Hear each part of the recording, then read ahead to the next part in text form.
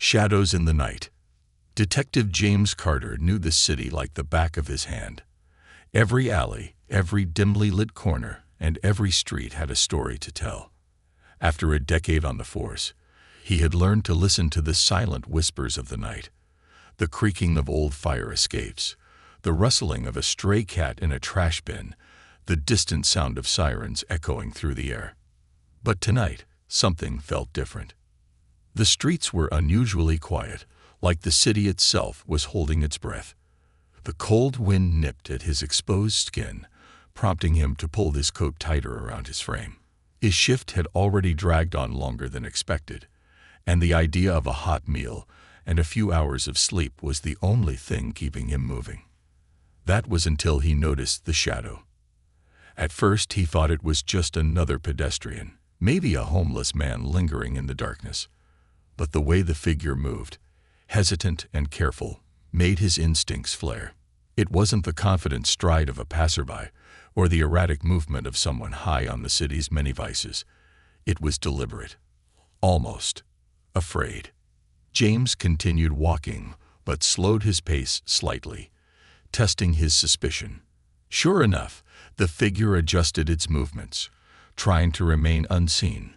His pulse quickened. Whoever it was, they were following him. He stopped suddenly and turned sharply. "Hey." His voice was firm, but not aggressive. "You lost." The figure froze just beyond the reach of the dim street lamp's glow. A small, thin frame, ragged clothes, dirty hands clenched tightly at their sides. James took a step forward, his eyes narrowing. It was a boy. No older than 8 or 9. The child stood motionless, his breathing shallow and quick. His wide, frightened eyes darted around as though expecting something or someone to come bursting out of the darkness. His small hands trembled as they clutched something close to his chest. James softened his stance, crouching slightly to get on the boy's level. "Hey, kid," he said gently. "You okay? Where are your parents?" The boy didn't answer. Instead, he lifted his shaking hand and extended a crumpled piece of paper. James hesitated for only a second before taking it, his fingers brushing against the child's ice-cold skin. The paper was worn, the creases deep, as if it had been folded and unfolded countless times. He unfolded it under the street lamp's pale glow, his eyes scanning the shaky, uneven handwriting. "Please help. Apartment 3B. Don't let him see you." A chill ran down James's spine, colder than the night air around him. He looked back at the boy, who was now gripping the sleeve of his coat with a desperate urgency. His lips parted, but no words came out. Just fear, pure, raw fear. James crouched lower, speaking in a quieter voice. "Who wrote this?" He glanced toward the direction the boy had come from, scanning the nearby buildings. "Is someone in danger?" The boy flinched at the question, his gaze darting down the street. Slowly, he lifted his other hand and pointed. James followed his finger toward a dilapidated apartment building in the distance. The place looked abandoned, its windows dark except for one faint light flickering behind the tattered curtains of a third-floor window. James's gut tightened. Something was very wrong. He clicked on his radio. "Dispatch. This is Detective Carter. I'm at 14th and Madison. Possible situation at 1420 Madison Avenue. Requesting backup." A crackle, then a response. "Copy that. Detective. Any details?" James hesitated, his eyes scanning the building again. "Not yet. I'm going to check it out. Proceed with caution." James turned back to the boy, who was now staring up at him with a pleading look. "Stay here," he instructed. The boy shook his head violently, gripping James's sleeve even tighter. James exhaled slowly. The kid wasn't going to stay put. "All right," he conceded, placing a reassuring hand on the boy's shoulder. "But you stick close to me, and no matter what happens, you stay behind me. Understand?" The boy gave a small, hesitant nod.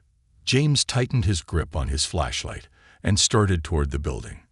The wind howled through the narrow alleyways as they approached. The apartment complex was in bad shape, Graffiti covered the lower walls. Broken mailboxes hung open like forgotten relics, and the main door stood slightly ajar, as if someone had forced it open and never bothered to fix it. James pushed the door open further, the hinges groaning in protest. The inside was just as neglected. The stale scent of mildew and decay lingered in the air. The flickering overhead light cast eerie shadows across the cracked tiles. A single set of stairs led upward. James turned to the boy. "Stay close. And stay quiet." The boy nodded again. Each step they took creaked beneath their weight, the old wood groaning under years of neglect. As they reached the second floor, James noticed something unsettling. Scuff marks along the walls and floor, as though heavy objects had been dragged across them recently. He placed a hand on his gun, keeping it holstered for now but ready. When they reached the third floor, the air changed. It was subtle, but James had been in the force long enough to recognize it. The atmosphere was heavier, the silence thicker. It was the kind of quiet that came before something bad happened. The hallway stretched out before them, lined with apartment doors in varying states of disrepair. Some had broken locks, others had numbers barely hanging on. And then there was apartment 3B. The door was closed, but something about it set James on edge. The tarnished brass numbers hung crookedly, as though they'd been hastily reattached. The doorknob bore faint scratch marks, the kind left by repeated forced entry. James held out a hand, signaling the boy to stay back. The child obeyed, pressing himself against the wall, his eyes locked onto the door, as if it held the answer to all his fears. James reached out and knocked firmly. Silence. He knocked again, harder this time. "This is the police. Open up." Still nothing. He pressed his ear against the door, listening. Then, faintly, he heard it. A soft, muffled cry. James's pulse quickened. Someone was inside. And they were in trouble. The secrets behind the door. The muffled cry from inside apartment 3B sent an icy chill through Detective James Carter's veins. His pulse quickened as he pressed his ear closer to the door, straining to hear past the oppressive silence of the dimly lit hallway. There was another noise, faint but distinct, the slow creak of a floorboard shifting under weight. Someone was inside, and they knew he was out here. James glanced over his shoulder at the boy, who had shrunk back into the shadows, his small hands clenched tightly into fists. His wide, terrified eyes darted between James and the door, silently pleading for him to hurry. James clicked his radio. "Dispatch, I need immediate backup at 1420 Madison, 3rd floor. Suspect possibly on site. There may be a hostage inside." The radio crackled in response. "Copy that. Detective. Units en route. ETA 5 minutes." 5 minutes. James tightened his grip on his flashlight, every nerve in his body on high alert. He didn't have 5 minutes. If someone inside that apartment was in immediate danger, waiting could cost them their life. He tried the doorknob. Locked. His muscles tensed as he weighed his options. He could attempt a quiet entry, lockpicking, a forced turn, but that would take too long. Whoever was inside had already heard him knock. If they were preparing to run or worse, harm the person inside, he couldn't afford caution. He made his choice. Taking a step back, he braced his foot against the worn carpet, inhaled sharply, and kicked the door open with a powerful blow. The old wooden door gave way with a loud crack, swinging inward violently, its hinges groaning in protest. The dim light of the hallway spilled into the dark apartment, cutting through the thick, musty air. Silence. James stepped inside cautiously, his right hand hovering near his holstered weapon, while his left hand held up the flashlight. The beam of light sliced through the darkness, revealing a space that was far worse than he had anticipated. The apartment was a disaster. The living room was barely furnished, an old couch with stuffing spilling from its seams, a coffee table covered in stained newspapers, and a broken TV sitting on a rickety stand. The walls were covered in deep scratches, as if someone had clawed at them in desperation. Empty food containers littered the floor, their contents long since rotted, filling the room with a sickly, rancid stench. And then James saw it. The chains. Thick metal chains bolted into the far wall, their ends coiled loosely on the floor. Beside them, a small, tattered mattress, filthy, with a threadbare blanket crumpled at the foot. James's breath hitched. This wasn't just neglect. This was a prison. A soft whimper snapped his focus. He turned his flashlight toward the back of the apartment. The hallway stretched ahead, leading toward a partially open door at the end. The sound had come from there. James took careful steps forward, moving with the quiet precision of years spent in law enforcement. He listened carefully, every creak of the wooden floor beneath him, every shift in the air. Another muffled sound. This time, he could hear breathing. Someone was inside that room, hiding. James pushed the door open slowly, his flashlight cutting through the gloom. And that's when he saw her. A little girl, no older than 6, crouched in the corner of the dimly lit bedroom, her small arms wrapped tightly around her knees. She was thin, her face pale and streaked with dried tears. Her clothes were filthy, tattered. Her long, unkempt hair clung to her face in sweaty strands. And around her tiny ankle, a chain. James's chest tightened as fury boiled inside him. The girl lifted her head slightly, her wide, terrified eyes locking onto his. She flinched at the sight of him, shrinking back further against the cold, dirty wall. James lowered his flashlight immediately, softening his stance. "Hey," he said gently, keeping his voice as calm as possible. "It's okay. I'm a police officer. You're safe now." The girl didn't move. She just stared. James took a slow step forward, noticing the bruises on her wrists. Old ones, faded but visible. His fists clenched involuntarily. "Can you tell me your name?" he asked softly. She hesitated. Then, barely above a whisper, "Emma." James nodded. "Okay, Emma. I'm James. I'm here to take you somewhere safe. No one's going to hurt you anymore." He glanced down at the chain, his jaw tightening. He needed to get her out of here, fast. Emma swallowed hard, her lips trembling. And then she looked past him. James's instincts flared. He turned sharply, just in time to see movement in the hallway. A shadow darted past the doorway. James's body moved before his mind could process. He bolted after them. The figure sprinted toward the apartment's exit, their footfalls heavy against the wooden floor. James gave chase, his adrenaline surging. The suspect knocked over a chair, trying to slow him down, but James barely hesitated, jumping over it effortlessly. The figure reached the door, but just as they were about to escape into the hallway, James grabbed the back of their shirt and yanked them backward. The suspect crashed into the floor, letting out a grunt of pain. James pinned them down, his knee pressing into their back as he grabbed their wrists. The dim light finally revealed the suspect's face. A middle-aged man, his face gaunt and lined with deep scars. His eyes were wild, his lips curling into a twisted sneer. "Where the hell do you think you're going?" James growled, tightening his grip. The man spat onto the floor, grinning. "You're too late, cop." James's stomach dropped. Too late. He flipped the man over, gripping his collar. "Who else is in this building?" he demanded. "Are there more kids here?" The man let out a wheezing laugh, his teeth yellowed and rotten. "Not anymore." He grinned wider. "They're already gone." James's mind raced. Gone. No, he didn't see anyone leaving the building. Unless there was another way out. He grabbed his radio. "Dispatch, I have a suspect in custody. Possible human trafficking case. I need backup and an immediate search of the area. There may be more children involved." "Copy that. Detective. Units arriving now." James stood, dragging the man up with him.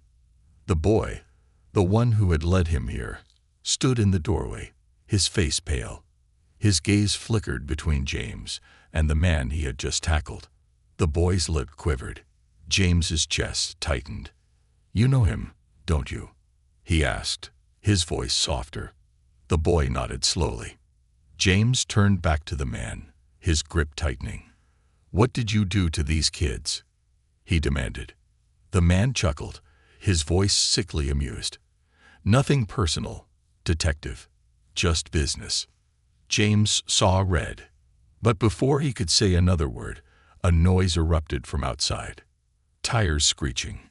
James spun toward the window just in time to see a black van peeling out from the alleyway behind the building. His pulse spiked. "Damn it!" He grabbed his radio. Suspect vehicle leaving the scene. Black van. No plates. Heading west on Madison. We need to cut them off. The radio crackled. Units in pursuit. James's fingers twitched toward his gun, his jaw tightening. The van was getting away. And inside it, more children could be trapped. James clenched his fists. This wasn't over. Not even close. The vanishing trail, the distant roar of the black van's engine faded as it disappeared into the city's darkened streets. Detective James Carter clenched his fists, frustration boiling inside him. He turned back to the suspect he had tackled, the gaunt-faced man now sitting on the floor, hands cuffed behind his back, an eerie smirk twisting his lips.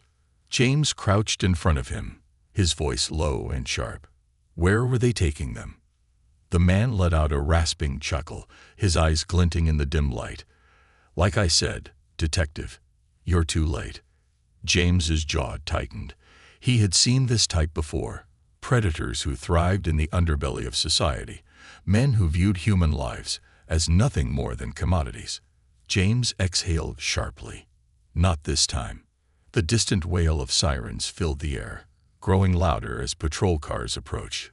Backup had arrived. James turned to the little boy, the same one who had been following him through the streets just moments ago. The child stood motionless in the doorway, his small fingers gripping the fabric of his shirt. His face was pale, his eyes locked onto the suspect, like a rabbit staring down a wolf. This was personal for him. James softened his tone. "Kid, do you know where they took them?" The boy hesitated, his lips parted, but no words came out. He stole a glance at the handcuffed man, as if waiting for permission to speak. James's gut twisted. This kid had been conditioned to stay silent.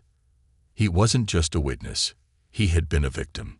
Before James could say another word, footsteps pounded up the stairs. Moments later, uniformed officers swarmed the apartment, weapons drawn. Detective. Officer Daniels approached, her gaze shifting between the cuffed man and the scene around them. Her eyes darkened as she took in the chains, the filthy mattress, and the terrified little girl in the corner. She swallowed hard, her grip tightening on her holstered weapon. "Jesus," she muttered. James stood. "Secure the suspect. Get CSU in here to process the scene." He motioned toward the girl in the corner. "And get a paramedic up here. She's been through hell." Daniels gave a curt nod and relayed orders through her radio. James turned back to the boy. He was still standing there, frozen, his breath shallow and uneven. James knelt beside him. "You're safe now, but I need your help. Can you tell me where they were taking the other kids?" The boy's eyes flickered with hesitation. He clenched his fists at his sides. And then, in a barely audible whisper, "The lighthouse." James's pulse quickened. "What lighthouse?" The boy swallowed. "It had a red stripe. I saw it through the window. They said the last shipment was leaving tonight." James shot up to his feet, turning to Daniels. "We need to find that van. Now." She nodded, clicking her radio. "Dispatch, detective has a lead.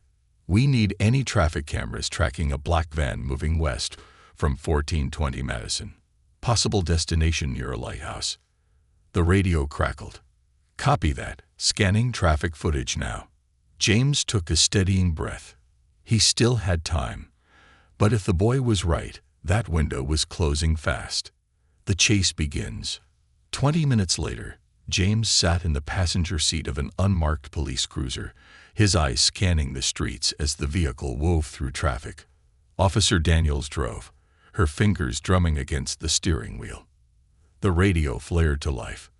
"Detective Carter, we've got a match on the vehicle. Black van seen heading north on the coastal highway, near Bayport Harbor. No plates." James's heart slammed against his ribs. "What's near that location?" A brief pause. Then, "There's an abandoned marina up ahead, old warehouses, and a lighthouse about a mile from the docks." James exchanged a look with Daniels. "That's it." She nodded and pressed harder on the gas. The city lights faded behind them as they sped toward the coastline. The road narrowed as they approached the industrial district. The streets here were dark, lined with rusting warehouses and abandoned shipping yards. It was the perfect place to disappear. Then, up ahead, headlights. James's fingers tightened around his gun as the black van appeared in the distance, speeding toward the marina. "There," James barked. Daniels slammed the gas, the cruiser roaring forward in pursuit. The van's engine roared as it swerved down a narrow road leading to the docks. James grabbed the radio. "Units, be advised. Suspect vehicle heading toward Bayport Marina. They might be planning a water escape." "Copy that. Units en route." James's blood pounded. They were running out of time. The standoff at the docks. The van skidded to a stop near an abandoned warehouse. James and Daniels pulled in just as two men jumped out of the van, hauling a duffel bag between them. James leaped out of the cruiser, gun raised. "Police, don't move." One of the men bolted toward the warehouse, vanishing into the darkness. The second man hesitated, his grip tightening on the duffel bag. James took a step closer, his voice firm. "Drop it. Now." The man's eyes flickered with indecision. And then, suddenly, he threw the duffel bag at James and ran. James caught the bag, but his focus wasn't on the suspect anymore. It was on what he felt inside the bag. Something was moving. His stomach dropped. He unzipped it in one swift motion. A child. A boy, no older than 4, curled up inside, eyes wide with terror. James's breath hitched. "Jesus." The boy let out a weak, trembling whimper. James swallowed hard, forcing his voice to steady. "You're okay now. You're safe." Daniels chased after the fleeing suspect, shouting commands into her radio. James, meanwhile, lifted the small boy out of the duffel bag, cradling him carefully. The child clung to him, his tiny fingers gripping James's jacket with desperate strength. James exhaled, his chest tightening. He had just saved this one. But how many more were still trapped inside? He turned toward the looming warehouse, its rusted doors slightly ajar. The lighthouse in the distance pulsed faintly, its rotating beam cutting through the thick coastal fog. James's jaw set. The real fight was just beginning. The warehouse of no return. The distant hum of the lighthouse's beacon cut through the thick coastal fog, illuminating the rusted warehouse like an abandoned tomb. Detective James Carter held the trembling 4-year-old boy against his chest, feeling the child's weak, shallow breaths. He was cold, too cold. James shrugged off his coat and wrapped it around the boy before gently handing him over to an arriving paramedic. "Keep him warm," James instructed. "Make sure he's checked for dehydration and bruises." The paramedic nodded, cradling the child and rushing him to an ambulance. James watched for only a moment before turning back to the warehouse. His gut told him the real nightmare was still inside. The silent signal. Daniels jogged back toward him, her breath heavy from the chase. "Suspect got away," she gritted out. "Slipped through the containers. But I heard something, James. There's movement inside that warehouse." James's gaze hardened. "Then we're going in." She exhaled sharply. "Backup is 5 minutes out." "We don't have 5 minutes," James shot back, his voice clipped. "We go now." Daniels nodded, pulling out her weapon. James did the same. Together, they advanced toward the warehouse doors. A shadow shifted behind the grime-covered windows. James halted, lifting a fist to signal Daniels to stop. Someone was watching. They weren't alone. They knew he was coming. Entering the wolves' den, James pressed his back against the rusted metal doors and gripped the handle. It was unlocked. He exchanged a glance with Daniels. That wasn't a good sign. James took a steadying breath. Then, he threw the door open. The smell hit him first. Damp, rusted metal, and beneath it, something sour and rotten. James stepped in cautiously, his flashlight cutting through the gloom. The warehouse was a maze of old shipping containers, wooden crates stacked haphazardly against the walls. But it was the floor that caught his attention. Scuff marks, signs of recent movement. This place hadn't been abandoned, it had been used. Recently, Daniels moved ahead, scanning the area with her weapon drawn. James followed, every muscle tense. Then, a metallic bang echoed from the far side of the warehouse. James spun toward the sound, weapon raised. Daniels flicked her flashlight in the direction of the noise, revealing a row of large metal containers along the back wall. James's pulse quickened. The containers were padlocked, locked inside. He hurried over, heart hammering. He ran his hand over the locks. New, recently placed. Daniels's voice was hushed but urgent. "James, do you hear that?" James stilled.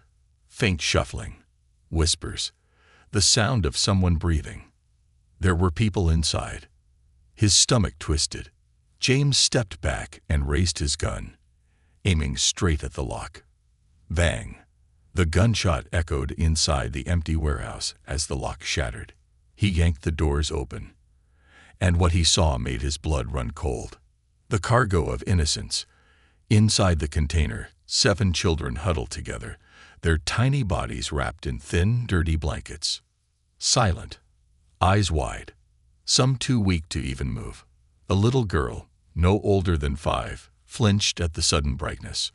Another barely breathing toddler clung to the arm of an older boy. His tiny fingers blew from the cold. James felt his chest tighten. This wasn't just abuse. This was torture. One of the boys, maybe 10, lifted his head, his hollow gaze locking onto James. His lips cracked as he whispered, "Please, don't let him take us again." James knelt beside them. His voice was soft but urgent. "You're safe now, I promise." Daniels radioed in. "We found them. 7 kids. We need medical ASAP." As she spoke, James scanned the walls of the container. His gut told him there was more to this place. Then he saw it. A map, taped haphazardly against the metal wall. The map had routes drawn in red marker. Interstate highways, docking stations, border crossings, and near the bottom, one word stood out. Final shipment, tonight. James's stomach dropped. There were more kids, and they were about to be moved. The escape hatch. James spun toward the warehouse floor. There had to be another way out.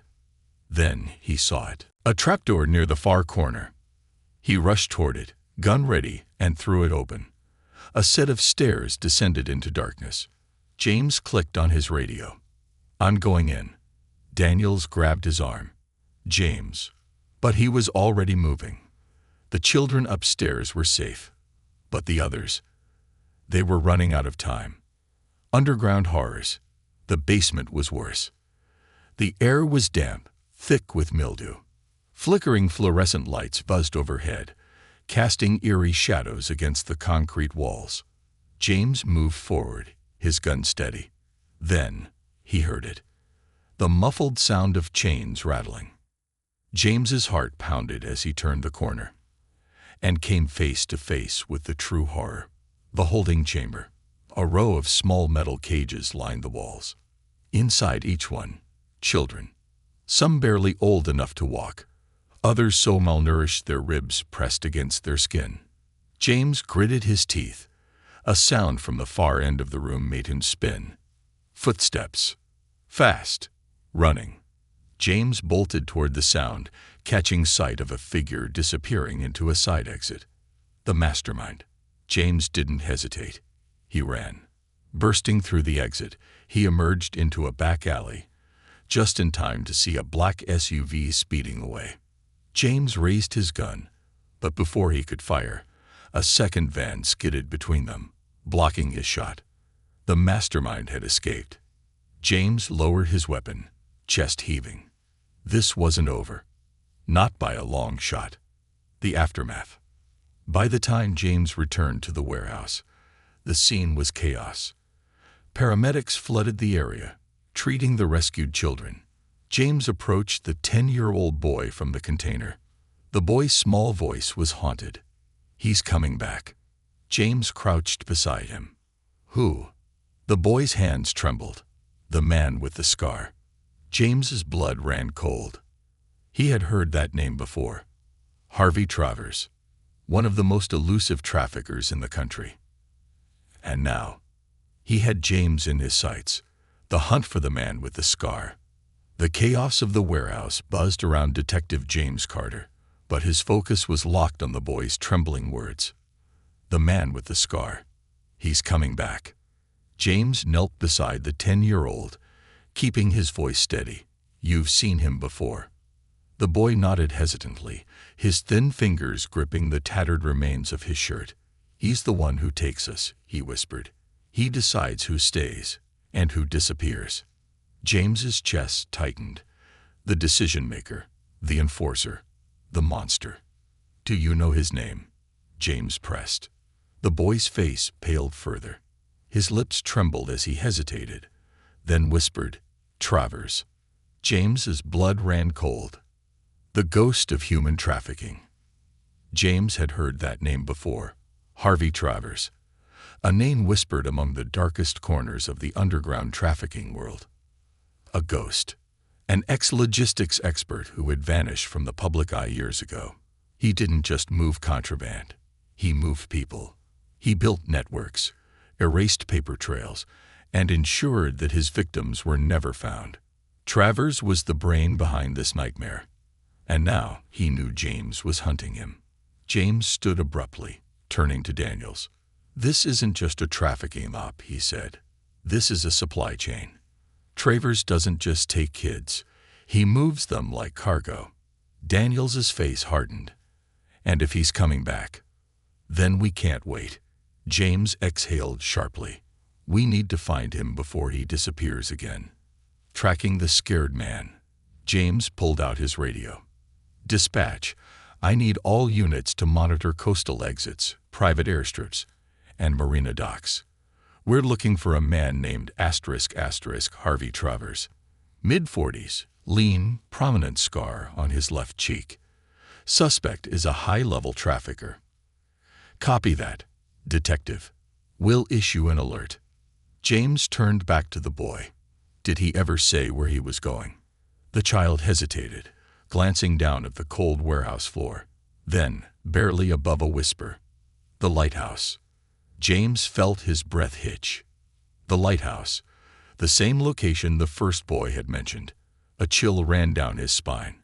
If Travers was heading back there, it meant he was retrieving his last shipment. It meant there were still more children left to save. The race against time. James sprinted toward the nearest squad car, Daniels right behind him. The hunt was on. As they sped through the empty coastal highways, James clenched his fists. Travers was careful, precise. He wouldn't stay in one place for long. Daniels clicked on her radio. Any sign of the black SUV? The response came fast. "Negative. No traffic cams have picked it up. It's like they disappeared." James grit his teeth. Travers knew how to cover his tracks. But James knew one thing for sure. He was running out of places to hide. The lighthouse. The abandoned lighthouse loomed ahead, its red stripe barely visible through the thick fog.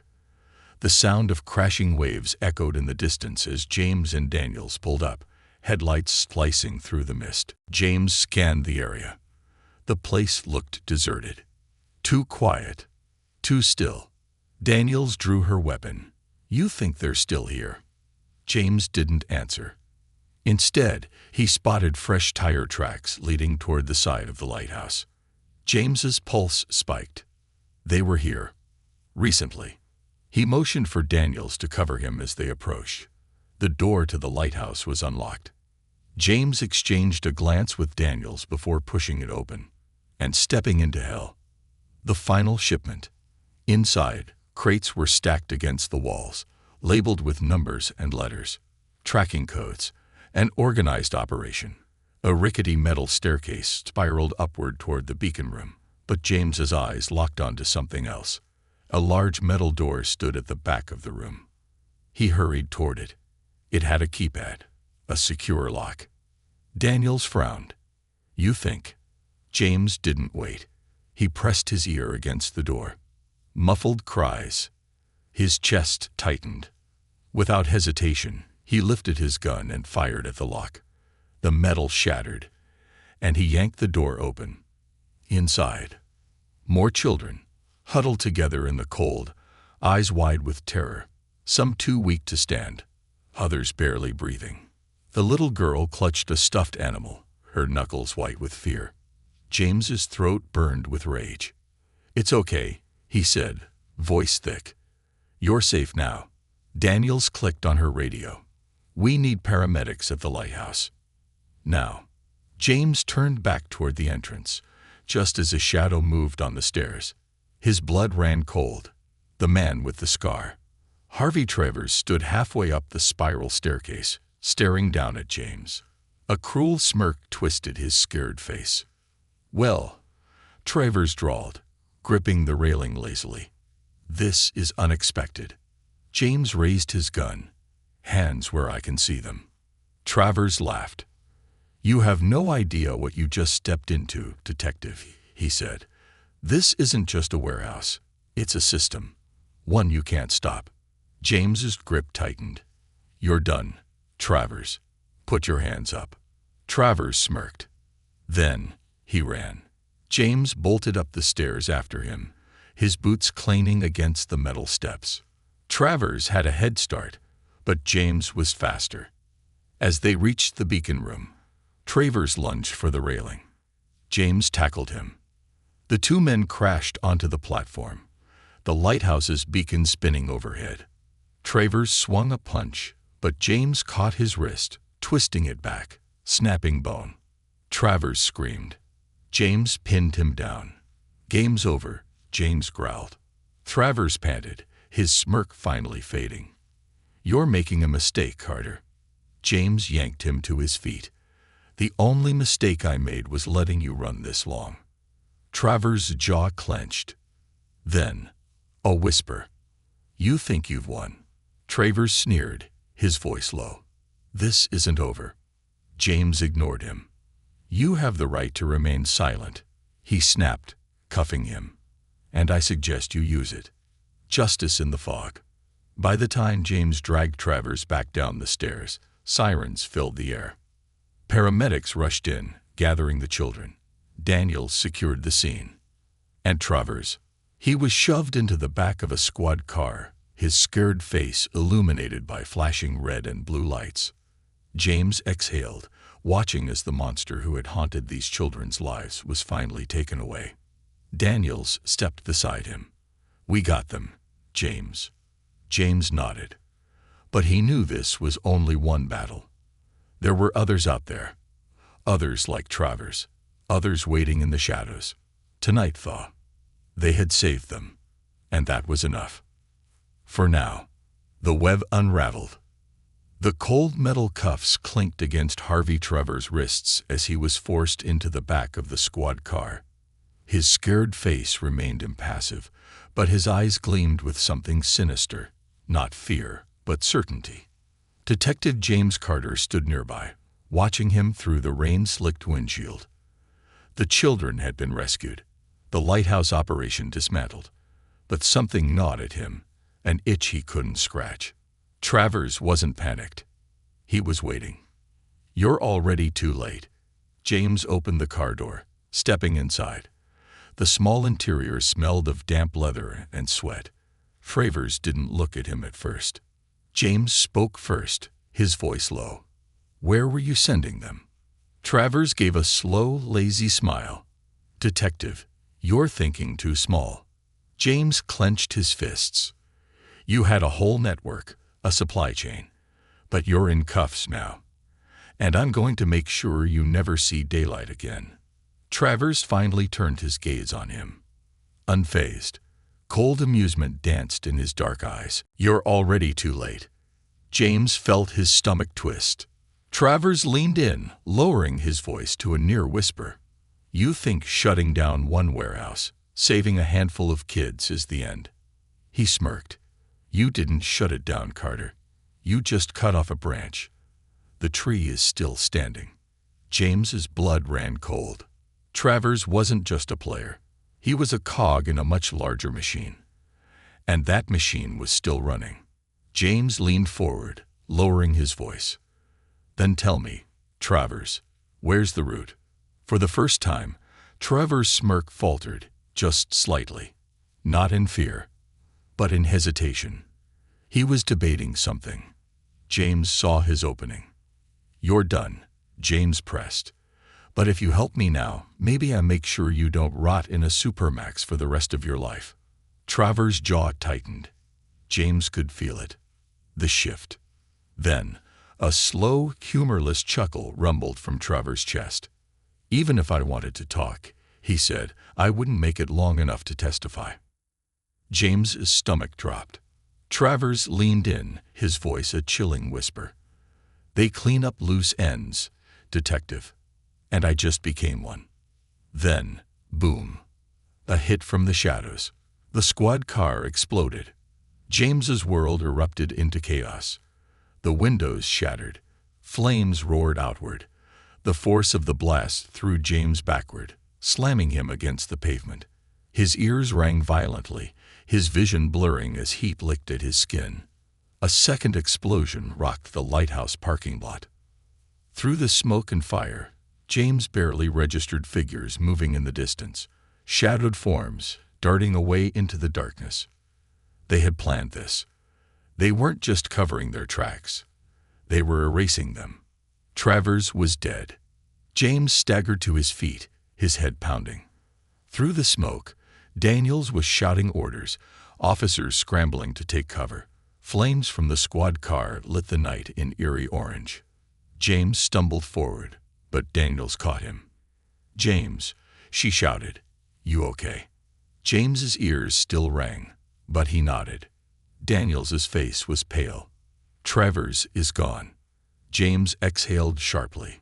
This wasn't just an execution. This was a message. And the message was clear. We are still watching. The evidence that shouldn't exist. The precinct was a storm of activity. The explosion had turned a routine arrest into a full-blown attack on law enforcement. James sat at his desk, bruised and exhausted, as Daniels dropped a thick case file in front of him. "Travers had a fake passport," she said, "and offshore accounts. But that's not the real kicker." James frowned. "What is?" Daniels slid him a USB drive, labeled Sirarcuite. "We recovered this from the warehouse before the explosion." James plugged it into his laptop. As the files loaded, his breath hitched. Blueprints, ledger logs, shipment manifests, encrypted communications, and in the center of it all, a symbol, a black sigil, simple yet unmistakable. A twisted Ouroboros. Daniels whispered, "We just found something we weren't supposed to." James's mind raced. The Ouroboros Syndicate, an underground organization, known for erasing records, cleaning up operations, and making sure people disappeared. And the lighthouse. It wasn't just a trafficking hub. It was one of many. The ghost in the system. James clicked on one of the encrypted messages. It had been partially decrypted by cyber forensics just hours ago. It was a single email. From h.travers@blackcircuit.net. To unknown. Subject: Final shipment arranged. Message: Departure confirmed. Will need rerouting if compromised. Funds transferred. awaiting next location. The date was yesterday. Daniels whispered.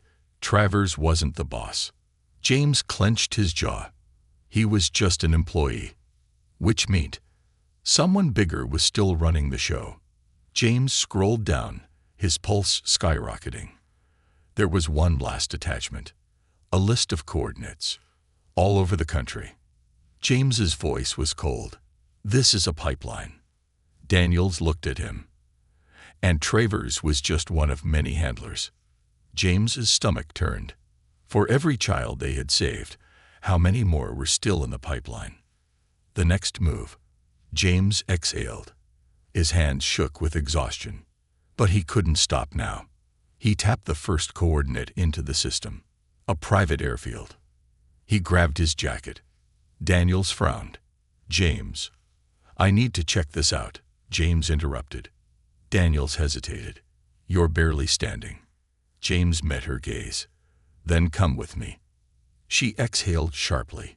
Damn it, Carter. Then she grabbed her gun and keys. Fine. But this time, we call for air support. James nodded. If this was a pipeline, then they weren't just dealing with criminals. They were dealing with an entire infrastructure. And tonight, he was going to burn it down. The final gate. The hum of the police helicopter above was barely audible over the roar of the wind as Detective James Carter and Officer Daniels drove down the desolate highway toward the private airfield marked in the recovered coordinates. The dashboard lights flickered in the dimness of the night, illuminating the serious determination on both their faces. This wasn't just a case anymore. This was war. Travers was dead. The lighthouse operation was dismantled. But as the data on the recovered USB drive had revealed, he had only been a small piece of a much larger puzzle. James tightened his grip on the steering wheel. The Ouroboros Syndicate, an underground network so large, so well hidden, that even the FBI had trouble tracking it, was behind all of this. And tonight, James was going to tear a hole straight through it. A trap in the fog. The airfield came into view, just beyond a long stretch of abandoned warehouses. James slowed the car, his eyes scanning the darkened perimeter. No guards. No movement. Too quiet. Daniels shifted uncomfortably beside him. Something's not right. James nodded. They knew we were coming. He parked the car about half a mile away and stepped out, keeping low. Daniels followed, her gun already drawn. Ahead, the airfield's chain-link fence was cut open. The padlock lay broken on the ground. James exhaled sharply. They're cleaning up. He motioned for Daniels to follow as they made their way inside. The final shipment. The airfield stretched ahead like a graveyard of forgotten aircraft. Old, rusted cargo planes sat abandoned, their hulking bodies illuminated by flickering floodlights. But there was one plane that wasn't rusted. A C-130 transport aircraft, its ramp lowered, engines humming softly. And just beyond it, a line of children. James's breath hitched. They were being loaded into the plane. And standing beside the ramp, barking orders, a man in a dark suit. No visible weapon, no panic in his stance, just cold efficiency. Daniels cursed under her breath.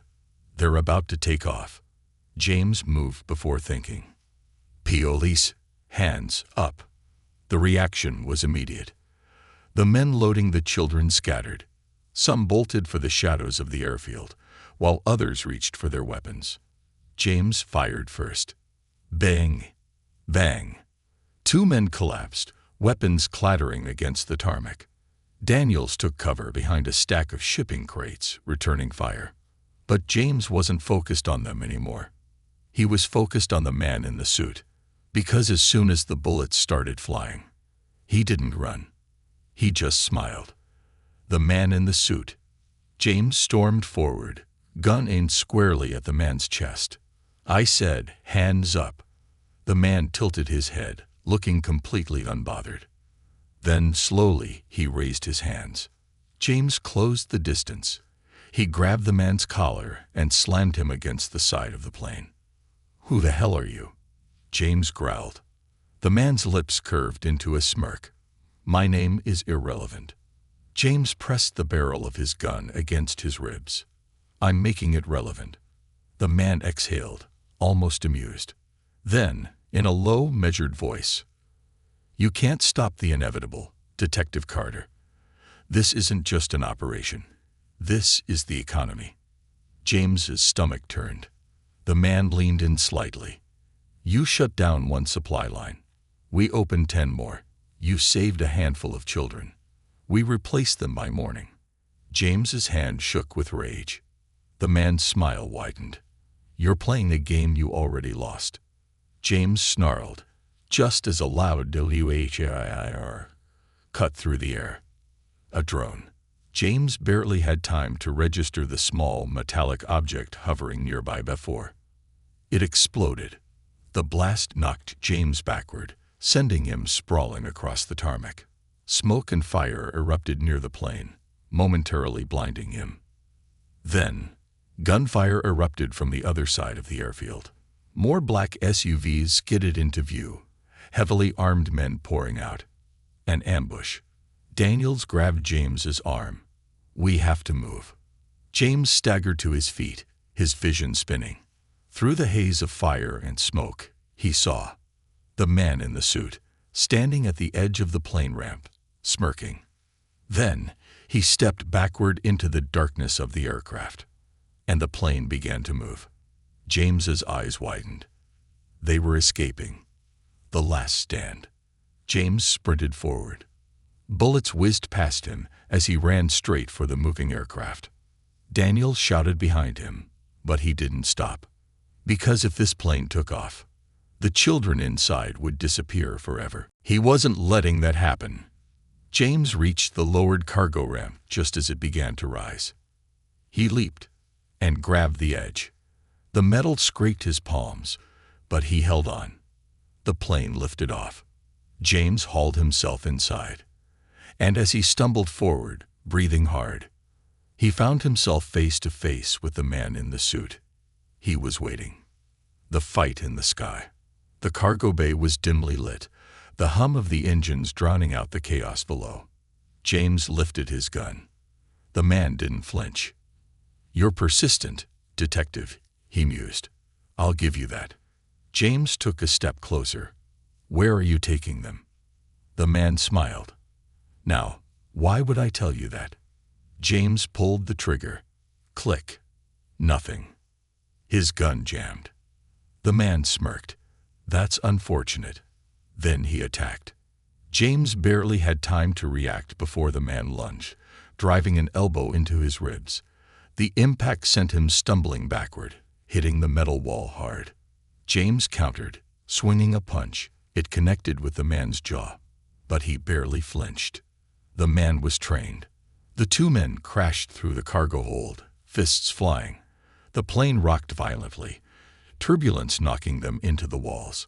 James grabbed a loose cargo strap and wrapped it around the man's throat. The man choked, struggling against the hold. Then, with a brutal twist, he flipped James over, slamming him into the floor. James's vision blurred.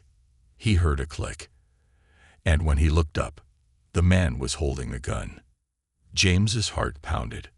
"Like I said," the man murmured, "you already lost." James braced for the shot. Then, a loud beep. The man's eyes widened. James followed his gaze to the open cargo ramp, where a parachute bag was missing. Then, a body dropped into the sky. James barely had time to react before the man jumped. James lunged forward, but it was too late.